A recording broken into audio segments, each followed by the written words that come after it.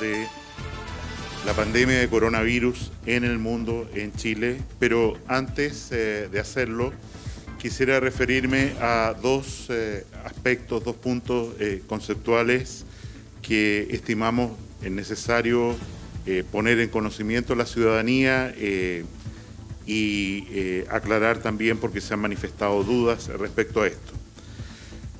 Lo primero es que a partir del día lunes se va a hacer entrega fundamentalmente a través de plataforma digital y también presencialmente para los que tengan dificultades para acceder a mecanismos digitales. La mayoría de la ciudadanía lo va a poder hacer. Vamos a iniciar la entrega del Carnet COVID. El Carnet COVID es un instrumento que identifica a las personas que con altísima probabilidad, eso es lo que nos permite decir el conocimiento actual, con altísima probabilidad ya tuvieron la infección por coronavirus y son inmunes a adquirir una nueva enfermedad, a reinfectarse y también no son capaces de transmitir esta enfermedad a otros. Esto es un criterio nuevo, acordado por nuestros expertos, recomendado por la Organización Mundial de la Salud, que, insisto, tiene una perspectiva de salud pública. Puede haber casos muy escasos en los cuales efectivamente la persona pueda infectarse de nuevo, pero a la luz de la evidencia que hoy día tenemos, lo que podemos decir es que la inmunidad que produce la infección por coronavirus es una inmunidad que dura mucho tiempo. Por lo menos, en el mínimo, lo que podemos proyectar es un año. A la luz de otros coronavirus, pareciera que esta inmunidad es permanente, que la persona que se infecta por coronavirus, sufre esta enfermedad de COVID-19, queda inmune para siempre, pero solo el tiempo, dado que nos llevamos 4 meses de la irrupción de este virus en el planeta, solo el tiempo nos va a poder permitir decir con propiedad o afirmar con propiedad que es efectivamente así y que la inmunidad se prolonga por años después de la infección inicial, considerando que estos virus son extraordinariamente estables y tienden a no mutar, como sí ocurre con el virus de la influenza, que nos obliga a vacunarnos de la influenza todos los años, precisamente por este cambio que hace que nuestro sistema inmunológico no lo reconozca bien. Como es sabido, nosotros usamos fundamentalmente 2 instrumentos para la certificación del diagnóstico de que una persona está cursando o ha tenido una infección por este virus, ¿no es cierto?, este coronavirus, SARS-CoV-2, que es el nombre técnico que tiene este agente infectante. El primer criterio es que la persona desarrolle síntomas y solo en el contexto de que ha desarrollado síntomas se le hace un examen de PCR, de polimerasa en cadena, para detectar la presencia del virus propiamente tal en sus secreciones. Síntomas respiratorios más la presencia del virus, a través de este examen afirmamos esta persona está cursando, empezando una infección por este coronavirus. Y la segunda criterio, el primero PCR, el segundo, la determinación de anticuerpos, vale decir, de una muestra de sangre donde se identifican defensas, anticuerpos, específicamente una partícula que se llama inmunoglobulina G, de gato, IgG, que es la que se empieza a elevar al 7º día de enfermedad y que produce una inmunidad prolongada. La otra inmunoglobulina, M, produce una elevación rápida y cae en respuesta a la infección. La inmunoglobulina G es la que tiene memoria y que nos permite defendernos de futuras infecciones. a quienes se les va a entregar a partir de este lunes, no hoy, a partir del lunes, el carnet COVID. Insisto, a aquellas personas que con altísima probabilidad han cursado la infección, se han recuperado y no son capaces de transmitir la infección. Y estas personas son los siguientes. De acuerdo al comité de expertos, ¿no es cierto?, y esto lo hemos publicado en la página web del Ministerio, un paciente que tiene síntomas respiratorios, confirmación por PCR, y que ha pasado 14 días y a que al término de 14 días no tiene síntomas, esa persona puede recibir el carnet COVID. En segundo lugar, el paciente que se hospitaliza por esta enfermedad y es dado de alta y en el momento del alta no tiene síntomas, ese paciente desde el día 14, desde que tuvo la infección, los primeros síntomas, se declara que probablemente no va a infectar a otros y por lo tanto se le entrega el carnet COVID. Pacientes que estuvieron hospitalizados por esta enfermedad y que en el momento del alta del hospital todavía tienen síntomas, hay que esperar todavía una semana más desde el momento del alta, o sea, pueden ser hasta 21 días o más, desde el momento del alta para decir que la persona no es infectante. Y por último, pacientes que tienen compromiso de sus defensas, de su inmunidad, que están en tratamiento por un cáncer, que tienen un cáncer, que están recibiendo dosis de cortisona por una artritis o por cualquier otra condición en alta dosis, más de 20 miligramos por día, a esas personas se les va a entregar, se les va a poder entregar el carnet COVID solo después de 28 días, un mes, desde el inicio de los síntomas. Un capítulo aparte tienen los contactos estrechos, vale decir, una persona que vive en la misma casa o ha estado muy cerca, más de 2 horas, con una persona que se sabe que tuvo infección por coronavirus. A esa persona, insisto, que no desarrolló síntomas y que tenemos la pregunta, ¿se habrá infectado o no se habrá infectado?, se le va a hacer un examen de IgG, de inmunoglobulina G, para ver si realmente como testimonio, a pesar de no haber tenido síntomas de infección, la persona está inmune y por lo tanto puede entregársele el carnet COVID. Y por último, los trabajadores de la salud que han estado cuidando pacientes con COVID en una unidad de tratamiento intensivo, en una hospitalización general.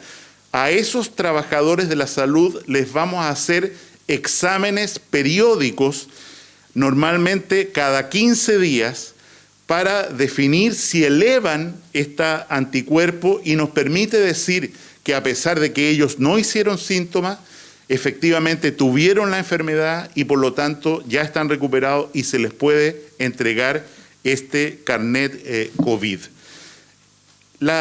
El requerimiento para recibirlo va a ser muy estricto, o sea, tiene que estar certificado el diagnóstico inicial o tenemos que tener copia en la autoridad sanitaria de quienes hacen, puede haber muchas empresas que hagan exámenes de IgG, de inmunoglobulina G, para saber la situación de sus trabajadores, por ejemplo, pero para entregar el carnet COVID, que depende de la autoridad sanitaria por las consecuencias que tiene, esos exámenes tienen que ser certificados, tienen que ser mostrados responsablemente, porque si no se comete un delito, cuando hay falsedad en esta información, a la autoridad sanitaria para entregar estos carnets.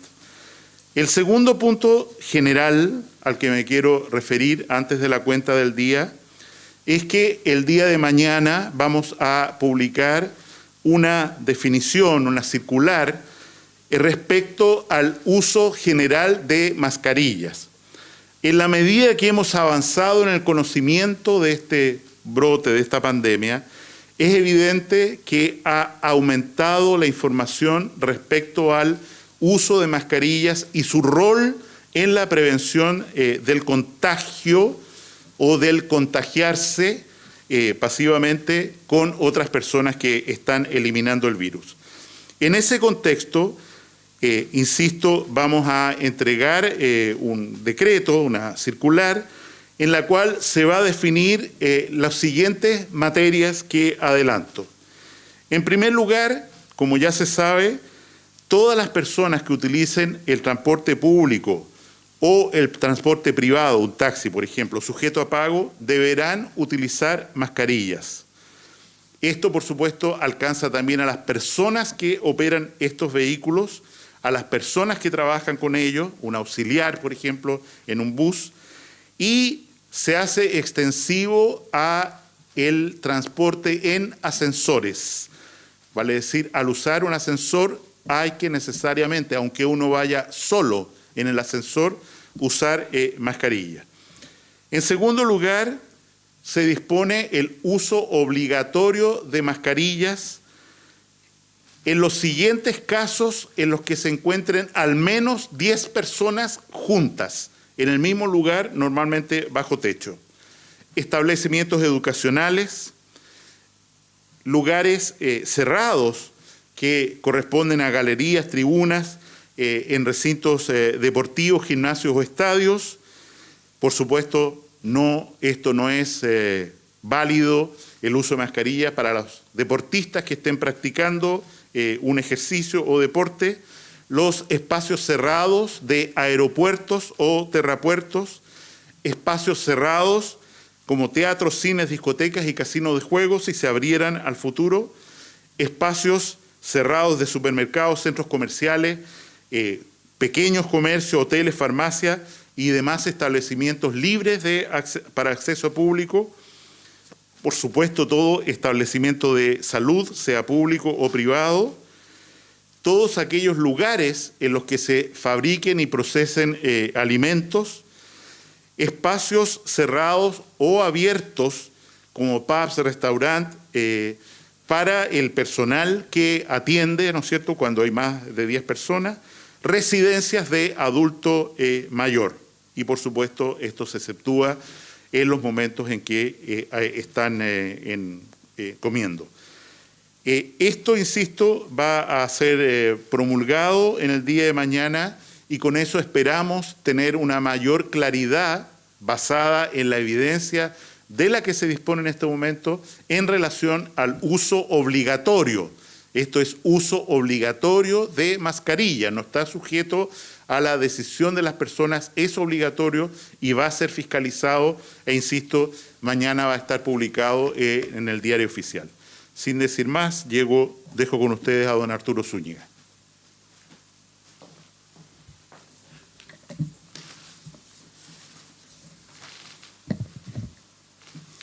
Muy buenos días.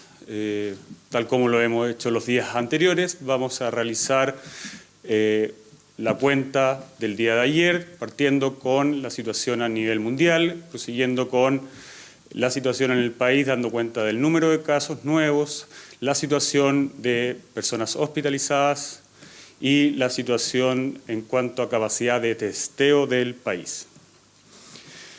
En cuanto a lo que está sucediendo con la pandemia COVID-19 en el mundo, hemos superado ya los 2 millones de contagiados. De estos, hay 137.124 personas que han fallecido y 517.444 personas que ya se han recuperado. En cuanto a la situación de América Latina, tenemos a Brasil con 1.760 personas fallecidas, Ecuador con 388 personas fallecidas, México con 449 personas fallecidas, Perú con 254 personas fallecidas y Colombia con 131 personas. En nuestro país la situación hasta las 21 horas del día anterior es la siguiente. El día de ayer se han reportado 534 casos nuevos, lo que eleva la cifra acumulada a 8.807 personas. Al día de ayer tenemos 3.299 personas que ya se han recuperado, esto es equivalente a un 37% de los contagiados. tenemos que lamentar, el día de ayer se registraron 11 personas fallecidas. Estas personas son 2 de la región de Valparaíso, 2 personas de la región del Ñuble y 7 personas de la región metropolitana. Tal como ha ocurrido en los días anteriores, gran parte de estas personas son adultas mayores. Y es por eso que reitero el llamado a la ciudadanía a cuidar de nuestros padres, a cuidar de nuestros abuelos, cumpliendo las medidas que hemos dictaminado como autoridad sanitaria. Son las personas mayores las que están en mayor riesgo ante esta pandemia, por lo tanto el cuidado de ellos debe ser fundamental y estar presente en cada uno de los ciudadanos de este país.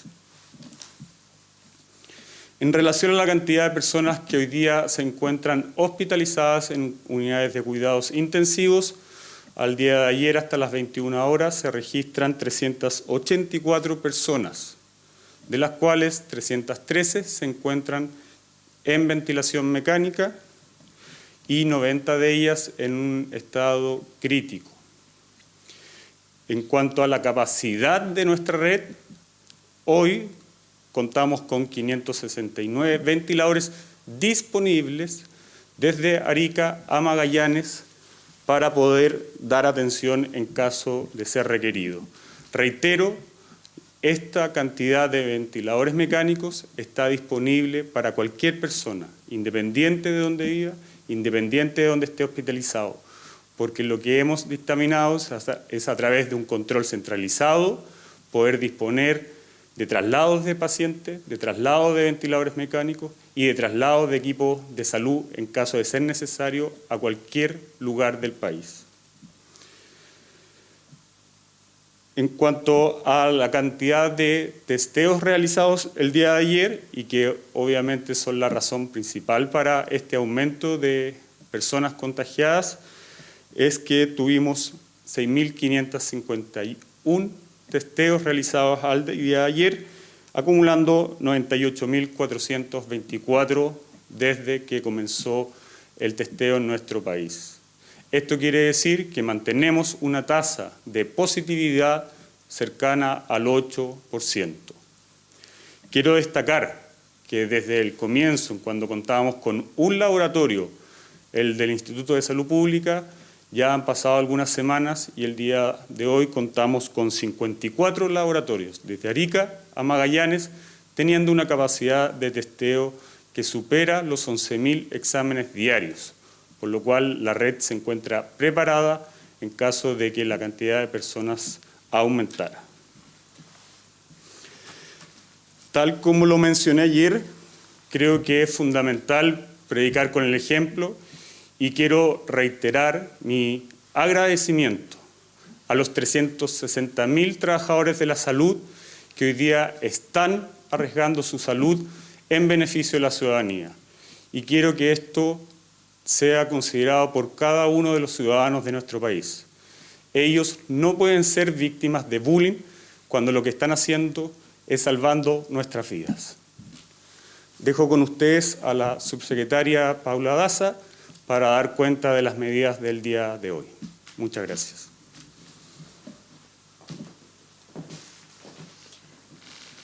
Muy buenos días. Queremos dar el informe con respecto a las medidas que se van a implementar en el día de hoy. Hace un par de días atrás se comentó de los cambios que ocurren especialmente en relación a las cuarentenas que se implementan, aquellas comunas que se mantienen y aquellas comunas que salen de la cuarentena. Como se dijo, las comunas que ingresan a cuarentena a partir del día de hoy a las 22 horas son, primero que nada, San Bernardo, el sector nororiente, la comuna de El Bosque en la región metropolitana y el anillo urbano de la comuna de Arica.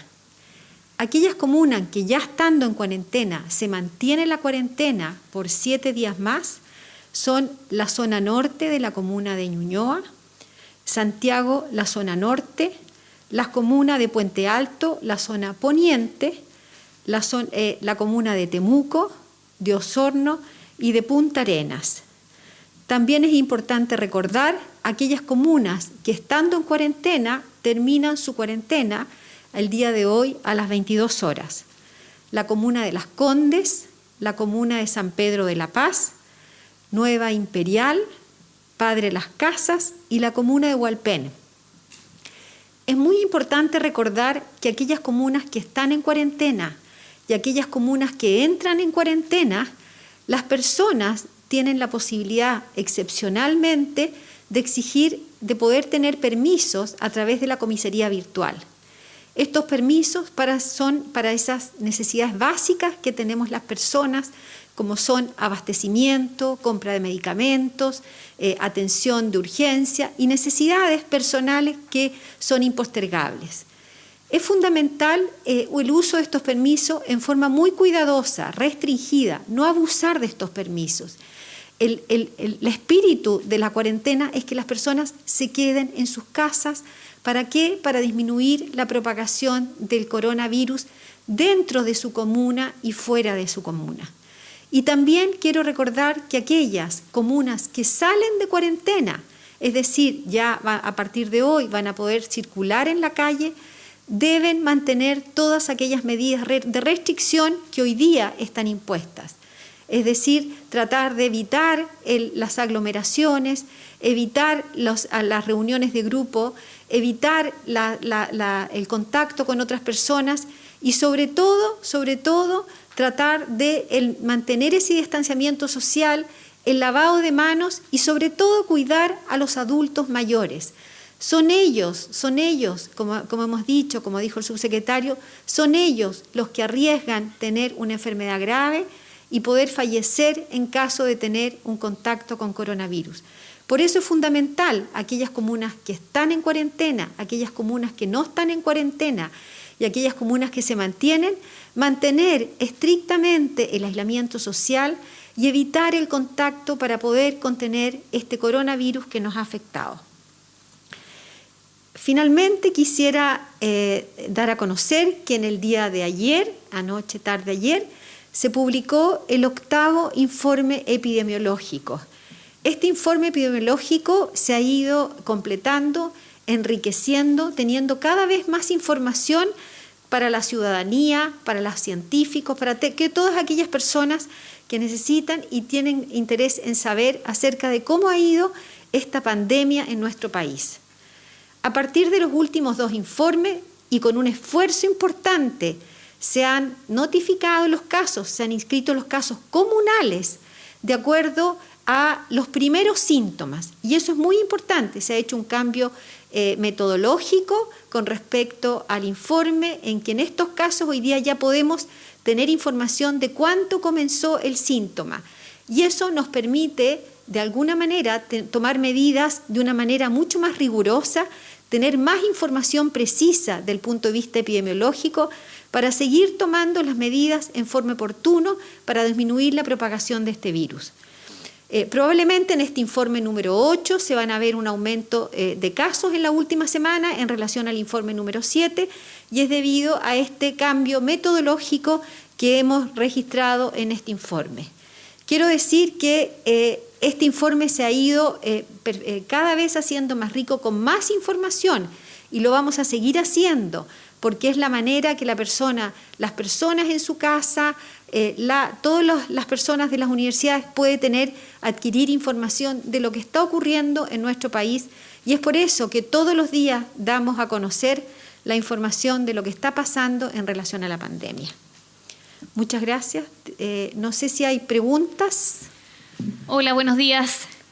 Queríamos preguntar por las mascarillas. Mañana se publica este decreto, lo informó el ministro Mañalich. Entonces queremos saber qué es lo que va a regir finalmente, porque hay municipalidades que tienen ordenanzas. ¿Va a regir el decreto? ¿Qué pasa con las ordenanzas? ¿Cómo se guía la ciudadanía frente a las mascarillas a partir de mañana? Lo segundo, este carnet que se va a empezar a entregar a partir del lunes, ¿cómo se definió este criterio y con quién? Porque la Sociedad Chilena de Inmunología dice que no hay suficiente evidencia científica para hablar aún de inmunología. Y por último, preguntarle si nos pueden aclarar el total de fallecidos. Son 11 fallecidos los de las últimas 24 horas, pero hay que considerar 94 más 11 o 95 más 11 fallecidos. fallecidos. Eso, muchas gracias.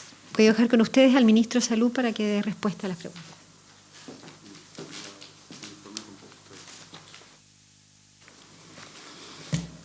Respecto a las preguntas importantes que se han formulado, lo primero que señalo es que efectivamente, dado que no ha habido claridad y ha habido iniciativas diversas en municipios respecto al uso de la mascarilla, es que, perdón que repita, teniendo una evidencia creciente respecto a en qué contexto efectivamente el uso de mascarilla resulta protector para personas que pueden infectarse y también, de alguna manera, protector para otros, en el sentido de personas que pueden estar con el virus, pueden infectarlos incluso no teniendo síntomas, es que vamos a hacer este dictamen que tiene que entenderse como un mínimo y ojalá los municipios, los alcaldes, los consejos comunales lo tomen también como un máximo, vale decir que sea esta la normativa independiente, que pueden tomar decisiones independientes en esta materia determinados municipios, pero que este sea el estándar para no generar en la ciudadanía una confusión tremenda en la cual si están en una comuna tienen que hacer una cosa, si están en la otra, porque ustedes entienden, el virus no sabe de nuestra distribución política en comunas y pasa de una a otra. Muchas veces una comuna está separada por una simple calle y es por eso también que a veces tomamos determinaciones en relación a cuarentena que no siguen estrictamente el plano el plano político geográfico de una comuna. Respecto a los fallecidos, son 94 más 11 el día de hoy, y de estos 11, 8 personas no fueron sometidas a tratamiento intensivo, a maniobras de recuperación, rehabilitación, y respiradores, y 3 de ellos sí, y a pesar de ello fallecieron. En relación a lo que se manifiesta, evidentemente, desde la perspectiva de salud pública, nosotros tenemos que tomar decisiones que se basan en probabilidades que se acercan a una certeza. Si alguien dice, yo para estar seguro quisiera que le hicieran a esta persona testeo inmunológico una vez al mes durante N años, se entiende, pero lo que nos interesa es decir, tenemos delante nuestro a personas cuya probabilidad de infectar a otros es prácticamente cero. Y esto, como ustedes saben, ha sido comentado y discutido por el comité de expertos y publicado en la página web del Ministerio en este sentido, y también corresponde a las normativas, a las iniciativas epidemiológicas de la Organización Mundial de la Salud. Buen día, ministros, subsecretarios. Sobre el informe epidemiológico que estaban comentando, efectivamente en el 8º informe que se conoció en últimas horas de ayer y hoy en la mañana, aparecen este recuadro de casos según los síntomas, según el inicio de los síntomas. Sin embargo, en el informe que conocíamos hasta ayer, en el 7º, aparece este recuadro de nuevos casos por región, donde se anota una importante baja en la región metropolitana, 599 casos en la semana 15, y en este caso, en ese informe, no es según el inicio de los síntomas, sino que se registra en el recuadro simplemente como nuevos casos. Primero, porque se hace esa diferencia entre uno y otro informe, que hace difícil poder ver la evolución de los casos y comparar uno y otro. Y segundo, se le preguntó ayer subsecretaria sobre este punto, 599 casos en la región metropolitana en la semana del 5 al 11 de abril, que parece un número bastante bajo, porque si uno suma esos días, da más de 1.300 casos en la región metropolitana. ¿Por qué se produce esa diferencia? Gracias. Bueno, con respecto a la semana, al informe número 7º y el informe número 8º, quiero decir que en ambos informes, tanto en el informe epidemiológico del día miércoles, del día lunes, y en el del día miércoles, ambos informes dan la cuenta de acuerdo a, sobre todo la última semana, de acuerdo al inicio de los síntomas.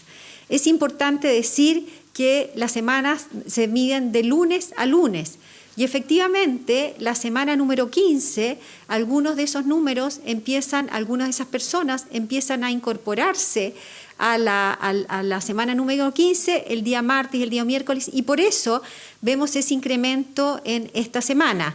Pero ambos informes, y quiero ser muy clara, en el informe número del día lunes y en el día de hoy, del día de hoy día, ambos informes tienen registrados de acuerdo al inicio de síntomas, porque efectivamente el inicio de síntomas busca encontrar cuándo la persona comenzó a enfermarse y puede ser contagiante. Esto desde el punto de vista epidemiológico, es mucho más robusto para hacer un seguimiento y poder entender cómo va evolucionando la pandemia en nuestro país y para poder ir tomando medidas efectivamente. Hoy día, probablemente el próximo lunes, vamos a tener más información, vamos a seguir informando no solamente de acuerdo, y vamos a ir enriqueciendo esto, no solamente de acuerdo al informe del punto de vista del inicio de síntomas, sino que también de acuerdo a la notificación de los casos.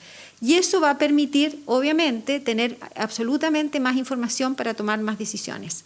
Subsecretaria, disculpe que la contradiga en un punto, pero yo tengo el informe acá en mi mano, el 7º, y dice número de casos nuevos, le puedo leer todo el enunciado, pero para no alargarnos, no dice que es con el inicio de los síntomas, pero sí lo dice el 8º. De hecho, en el 8º, en la semana 15, no dice que son 599 casos como aparece en el 7º, sino que más de 800. Y ahí sí se entiende que haya un cambio porque se está evaluando con otro criterio, desde el inicio de los síntomas. Pero en el 7º no lo dice, y por eso la pregunta es, ¿por qué se ven 599 casos, siendo que si uno suma los casos nuevos son más de 1.300? ¿Hay quizás algo que ver? ¿Hay errores en los informes epidemiológicos finalmente cuando uno compara estos datos? No, quiero decir que la información con respecto a lo que sale en ese gráfico está en el glosario en la página 8. Ahí está la información el registro está desde el inicio de los síntomas.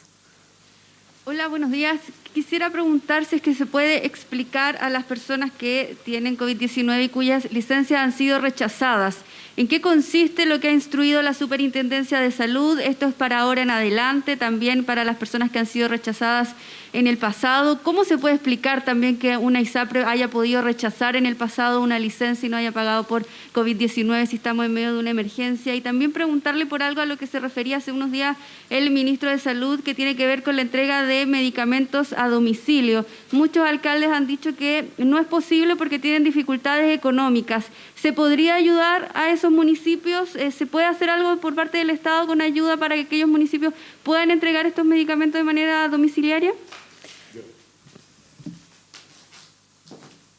Respecto a la pregunta anterior, yo quisiera insistir en que es necesario, que es prudente, que cuando se entrega un informe, a veces se habla de que no hay información suficiente, las personas que analizan estos informes los lean completos.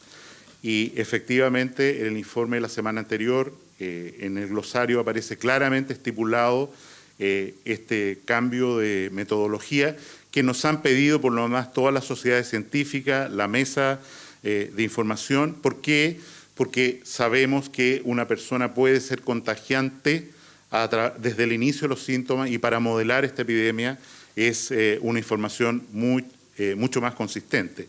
También quiero acentuar en el contexto que tenemos una novedad, por así decirlo, en la historia de esta epidemia, y es que cada vez es más claro que la mayoría de las personas que sufren una infección lo hace en forma asintomática. Hay estudios ya internacionales que dicen que hasta el 70%, 7 de cada 10, o sea, de cada 10, 3 hacen síntomas, 7 no hacen síntomas, sobre todo niños, adolescentes, jóvenes. Y eso plantea un desafío enorme, y anticipo, casi con certeza, que cuando empecemos a hacer exámenes de anticuerpos, el número de personas que vamos a reconocer como que han sufrido una infección va a ser mucho más alto de lo que tenemos ahora, al comprobarse o al extenderse esta idea de que la mayoría de las personas hace una enfermedad asintomática no pesquisable por síntomas o por PCR. Respecto a las licencias médicas, el instructivo que ha emanado del Ministerio de Salud y la Superintendencia también es bastante claro. en el sentido de que se ha definido muy nítidamente quiénes constituyen un contacto estrecho. No hablemos de las personas que sufren una infección y que necesitan una licencia médica por 14 días, ya sea que estén en su casa, en un hospital, donde requieran ser cuidados. Pero el tema se configura en relación a la cuarentena preventiva, la licencia médica que debe acompañar esa cuarentena preventiva en los contactos estrechos. Según ha informado el superintendente, a él, al análisis de sobre todo a través del intendente de seguros, le parece que ha habido un exceso de celo de parte de algunos aseguradores para personas que legítimamente tenían que estar en cuarentena, dado que cumplían con el criterio de contacto estrecho, esas licencias deben ser pagadas y así lo ha instruido el día de ayer el señor superintendente. Ministro, faltó la pregunta de los medicamentos, que hay municipios que dicen que no tienen los recursos necesarios para poder entregarlos a domicilio. Perfecto. Bueno, tal como lo hemos dicho en ocasiones anteriores, nosotros nos hemos reunido en varias ocasiones con los representantes de las distintas asociaciones de alcaldes y hemos establecido distintos programas de atención primaria, que son los que van a los consultorios que son administrados por los alcaldes, y dentro de estos programas está un reforzamiento con recursos por más de 13.000 millones para entregar a los municipios y que ellos puedan establecer equipos de atención domiciliaria y justamente ir en ayuda de lo que acabo de mencionar, de los adultos mayores, que son las personas que nosotros le estamos pidiendo que se queden en sus hogares, a ellos son a quienes se les va a distribuir medicamentos en sus domicilios. Consultar sobre el tema digital como primera parte. Hoy se lanzó una aplicación para que las personas puedan entregar detalles sobre sus síntomas, también poder recibir información sobre cuarentenas. Si es que pueden entregar más detalles sobre el funcionamiento de esta aplicación, porque al menos hay una persona que tuiteó en la publicación del presidente que apenas ingresó sus datos, la envió a cuarentena esta aplicación, y si es que a través de la misma aplicación se va a informar a las personas que tienen este carnet de alta. Y como segundo, ¿qué pasará con la UCI del Sanatorio Alemán luego que se detectaron un brote de 16 casos de coronavirus? Además, recordar que estuvieron el 3 de abril en ese lugar cuando ya el brote había empezado. A ver, en cuanto a la aplicación, el presidente ha solicitado que se desarrolle una app que, como ustedes ya saben, ya puede ser descargada, y el día de mañana el mismo presidente Sebastián Piñera va a entregar detalles de su funcionamiento. En relación al brote en el Sanatorio Alemán, y tal como ocurre en cualquier otro establecimiento del país, se tienen que definir obviamente los casos confirmados y esas personas deben realizar una cuarentena, y además se definen los contactos estrechos, y de acuerdo a eso el Servicio de Salud, en este caso el Servicio de Salud Concepción, debe evaluar si se debe reforzar con personal de otro establecimiento para poder seguir dando una atención a estos pacientes que se encuentran hospitalizados, o también tienen la opción de derivar esos pacientes a otro establecimiento. Hay que recordar, hay más de 500 ventiladores mecánicos disponibles, por lo tanto los pacientes, que es lo más importante, tienen asegurada su continuidad de atención. Buenos días, una pregunta para el ministro de Salud, Jaime Mañalich, respecto a este anuncio del presidente Piñera de este proyecto de ley que busca el sancionar a algunas personas que no cumplan la cuarentena con el trabajo comunitario. ¿Cuál va a ser el rango de esto? Y también, ¿qué necesita el sistema sanitario para que se pueda colaborar? ¿Dónde va a ser? ¿Va a ser también una modificación al Código Penal? ¿Cómo va a funcionar esto? Bueno, Su Excelencia el Presidente de la República se refirió a este tema con bastante fuerza ayer. Ustedes mismos, los medios de comunicación, están transmitiendo de muchas personas que no respetan la cuarentena, y eso, desde el punto de vista del Código Sanitario, es una falta. Desde el Código Penal también es eventualmente un delito, y así están siendo perseguidos estos casos que se han identificado, comunicado. El presidente considera que esta epidemia pone de manifiesto en que el nivel de estas sanciones también algunos parlamentarios han hecho propuestas a este respecto, el nivel de estas sanciones es insuficiente para disuadir efectivamente que las personas que se saben infectadas por coronavirus hoy, mañana cualquier otra enfermedad, no hagan una acción dolosa, vale decir, sabiéndose enfermos, no produzcan un riesgo para otras personas. Y es por eso que él ha señalado que va a enviar un proyecto de reforma al Código Penal. Esta es una sanción propia del Código Penal, no del Código Sanitario, que puede multar solamente a personas naturales, por supuesto puede clausurar locales, en fin, pero el Código Sanitario respecto a personas solo puede generar multas, pagos en dinero. Es el Código Penal el lugar donde se tiene que insertar el tipo de castigos para esta figura de delito contra la salud pública, porque no se respeta la cuarentena, y dentro de las modalidades de sanción el presidente ha mencionado que es eventualmente posible generar obligaciones de trabajo comunitario, el cual podría desempeñarse como ayuda en los propios recintos asistenciales o en otros lugares que sea pertinente de acuerdo a la justicia. Muchas gracias por todas sus preguntas y su interés, y si Dios quiere hablamos mañana.